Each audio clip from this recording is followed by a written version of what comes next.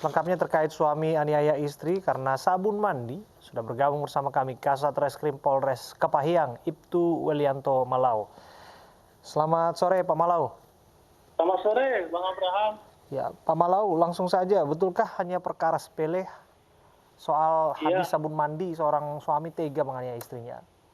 Iya, benar, itu kejadian 17 Desember itu. Kejadiannya di rumahnya, di istrinya disuruh mandi sama suaminya disuruh mandi sama istrinya. Oke, itu kejadiannya seperti apa? Jadi pagi-pagi si istri menyuruh suaminya untuk mandi atas nama juga pelaku si Bima. Udah di kamar mandi, si suaminya marah-marah karena sabun dilihatnya nggak ada. Saat masang itu juga si istri membilang dengan bahasa Bengkulu, kau jingo, tuh sabun tuh. Disamperinnya ke kamar mandi. Kemudian di kamar mandi si istri nunjuk-nunjuk. Disitulah mulai bangkit kemarahan dari si suaminya.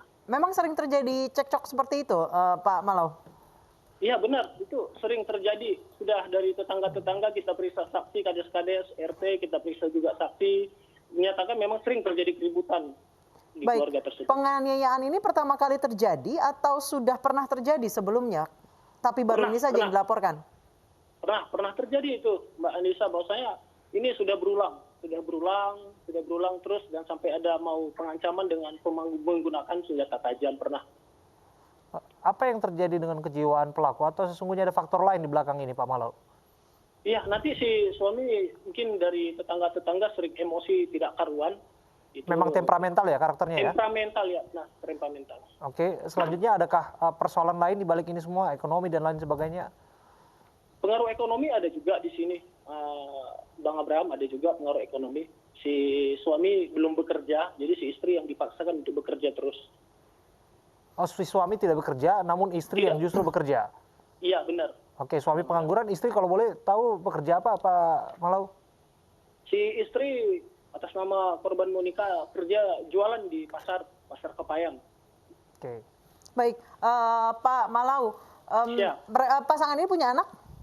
Belum, saat ini belum punya anak. Sudah berapa lama menikah, Pak? Sudah setahun, menikah dari tahun 2019 tahun lalu. Baik, selama setahun pernikahan itu berarti sering sekali terjadi cekcok seperti ini hingga terjadi KDRT?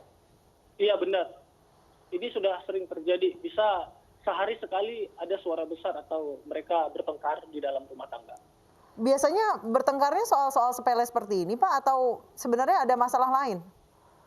Sebenarnya masalah lain, si suami sering, memang istri sudah nggak tahan dari pengakuan dari si istri, karena sering keluar rumah, menghabiskan duit, minta duit, dan tidak bekerja juga.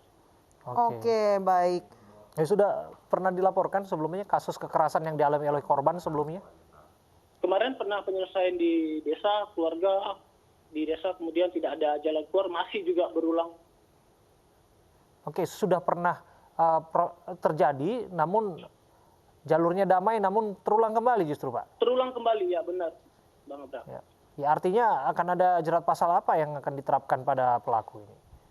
Sementara kita kenakan ke pasal 44 ayat 1 tentang penghapusan kekerasan dalam rumah tangga, Undang-Undang nomor 23 tahun 2004. Oke, ancaman hukuman berapa tahun Pak Malau? Maksimal 5 tahun itu, denda 15 juta. Oke, terima kasih untuk waktu Anda berbincang bersama kami. Siap, Bang Abraham. Ibtu Malau sudah berbincang bersama kami, Kasat Reskrim Polres Kepahiang.